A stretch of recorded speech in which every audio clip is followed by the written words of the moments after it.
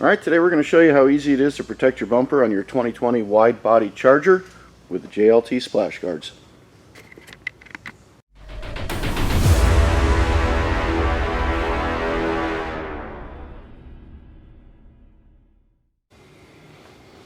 Okay, on the back of your bumper there's going to be two black push pins right behind the wheel. I've got the car on the lift just for video purposes. This could easily be done on the ground. Now each one of these pins has a little slot. You can fit a regular screwdriver in. They're super easy. Just put the screwdriver in there, kind of twist it back and forth. You can actually just grab it with your fingers, pull it out. I'll show you how this works. So you put your screwdriver right in that slot and pry it up. This may come completely out, but that's okay. Just put it back in. Same for the bottom.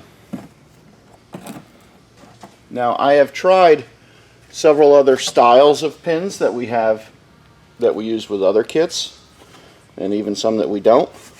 And the factory ones seem to work the best. So we're going to reuse them. So go ahead and put that in the hole in the bottom of the splash shield.